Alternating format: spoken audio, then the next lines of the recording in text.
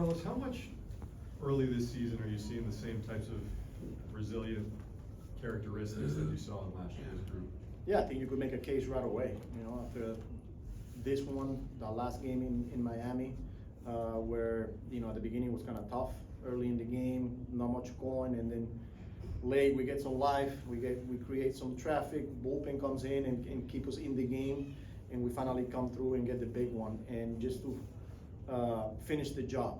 Today again on a night where Bassett was really good and he had our numbers today, and we found a way. We hang in there, and like I said, the bullpen, and we saw it a lot last year. We got a lot of these guys back. Every year is different. Still early, but those are some good signs now early on. What made you decide to stick with Winker there in the 8th against the lefty? Yeah, not an easy decision. A lot went through the decision making there. It was either the left on left or the right on right. They had the righty ready to go in case, I sent Taylor, who was going to be the guy. But just watching the game and making adjustments, I think Winker's coming off 2 really good at bats against a righty, but then watching their lefty, the way Soto's at bat, Nemo smoke a ball, for me it was like, okay, the lefties are seeing this guy very well here. So that's why I went the decision there to keep Winker, and I'm glad he came through. Anthony? Just following up on Steve's first question about the resiliency, to what extent is that for a team, a learned skill that they can get good at it and stay good at it? Yeah, I think it's trusting each other, believing that you're not out of the game. You're probably a guy or 2 away from bringing the tying run and getting back in games. That they believe we got a good bullpen too, and we're always close. We're always going to be 1 swing away. So yeah, they're resilient. They're not gonna give up. And like I said, it's good to see this early in the season. And just Terrence, obviously he was good to play, but what was he feeling with that? Yeah, that forearm yesterday, that fall tip that got him, he got him pretty good. He was pretty sore. He was able to finish the game yesterday. Came in today, got treatment, but then as we got closer to game time, where he was kind of like ramping up, because everything was indoors today because of the weather.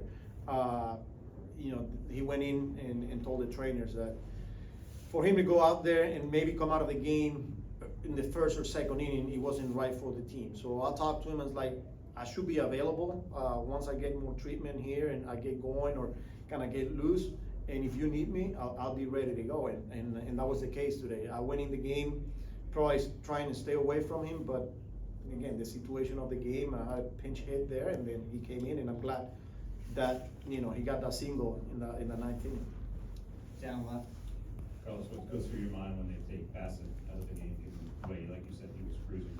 Yeah, well, I think he got to almost 90 pitches. You knew, that they were going to be aggressive with their bullpen. They got a good bullpen, and but yeah, the way Bassett threw the baseball today, it was pretty impressive.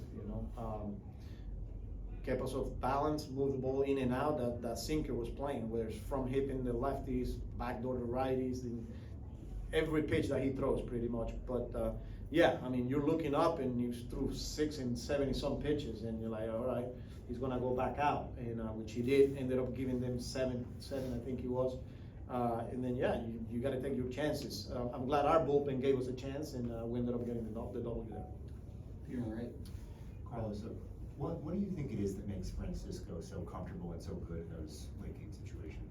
He's an elite player, and he knows it. The moment is never too big for him. He's got the ability to slow the game down and not trying to do too much, but he's ready, for his pitches, and he got that one right there. Again, just thinking middle of the field, putting the ball in play, and that's what makes him an elite player. And you can make a case for a lot of those guys there in that clubhouse, and that's a good thing to have. Will on the left.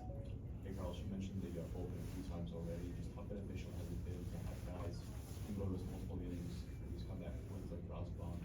Yeah, especially this early in the season where starters, you're trying to keep them somewhere around 85, 90, some of them 75, 80.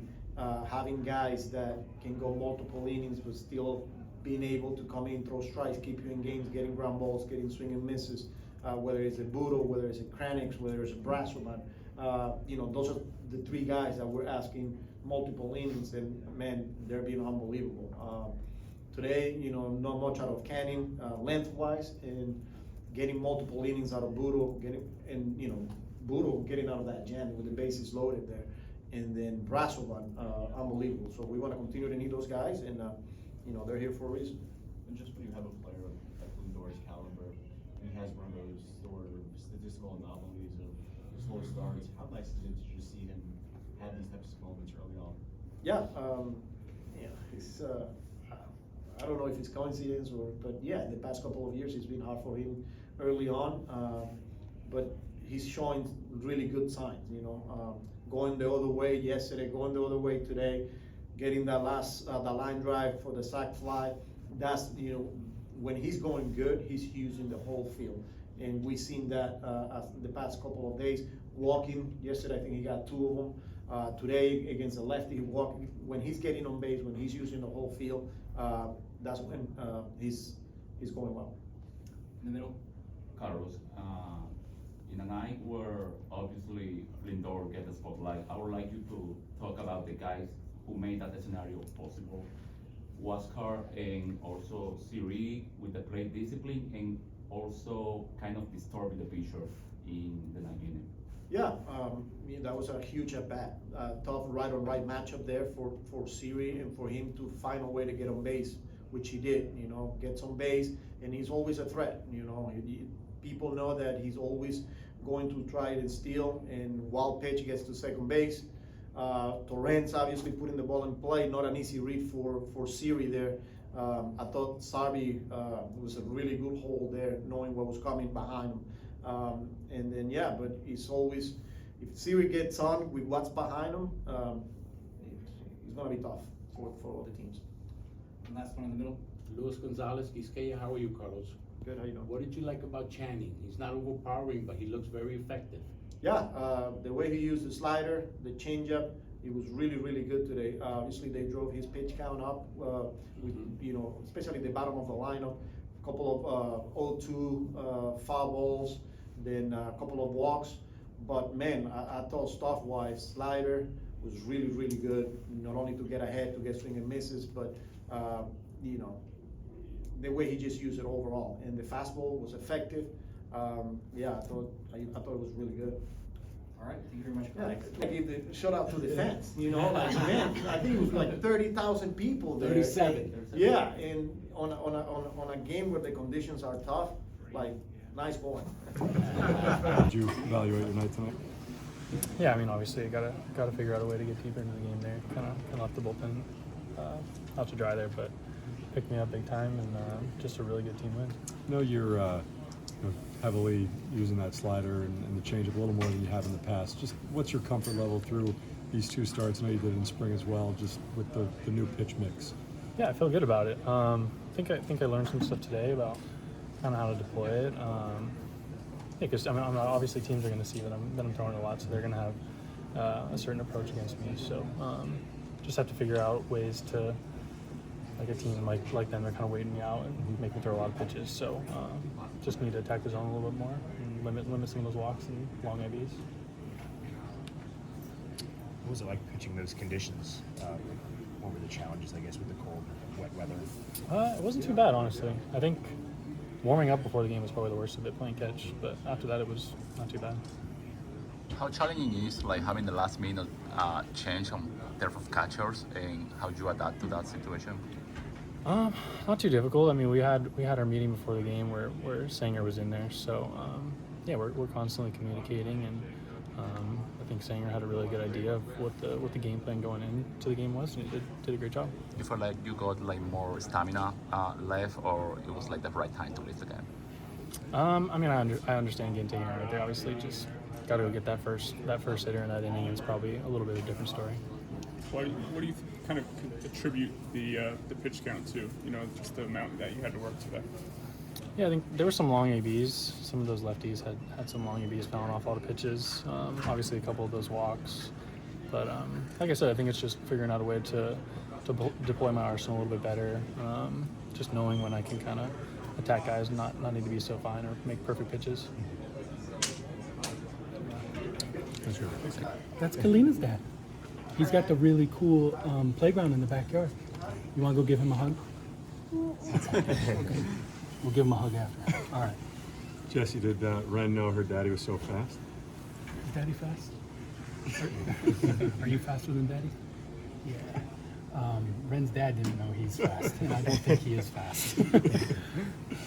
In that spot, Mendy was talking about how he came to the thought process of letting you stay in to face the lefty.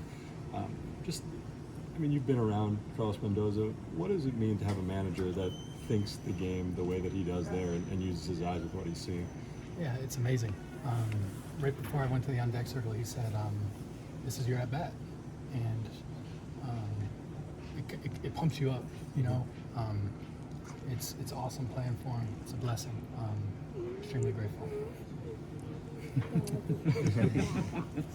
I think he had thrown you all knuckle curves before that one, right?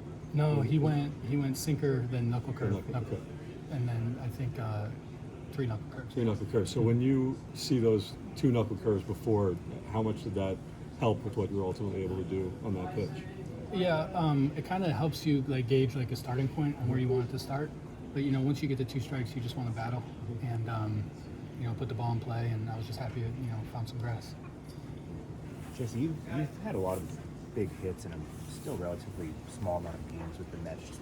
What do you think it is that allows you to rise to the occasion? Yeah, go for a run. I'm sorry. All right, go.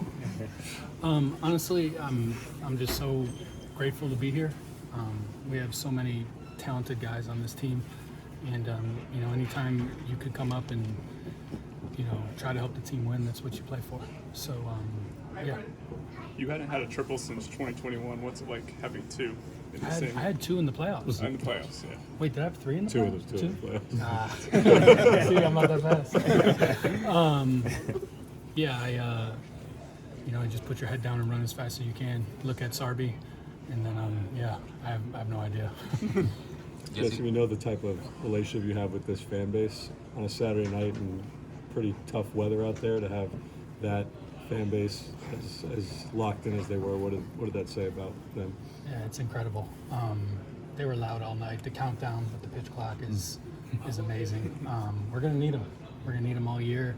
And like you said, it's 40 degrees. It's raining, and they stuck with us the whole game, and it was awesome. What did it feel like just when you saw the ball go off the ball in the 8th inning and know that you would start the game? Oh yeah, my first priority was to get to third. Yeah.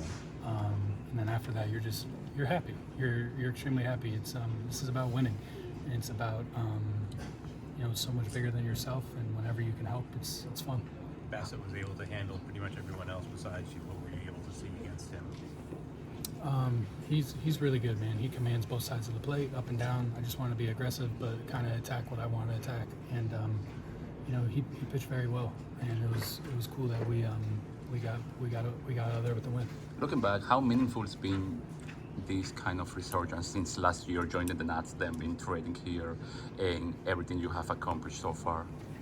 Yeah, I'm just grateful to wear a jersey. I always tell people there's 2 things I want to do. It's be my daughter's father and play baseball. So I'm just grateful to be here.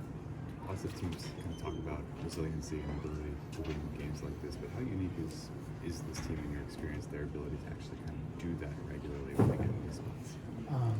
Yeah, everyone here is very professional. They go about their process every day. And then, like you said, winning a game like that is big. So it's just fun. Thank you. Does this remind you of last year at all? The win? Yeah.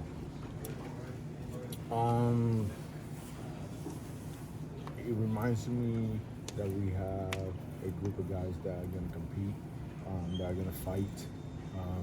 Even Pete Alonso said probably like the 6th or 7th inning, one of the pitching change, he said we're going to have great at-bats and we're going to win this game.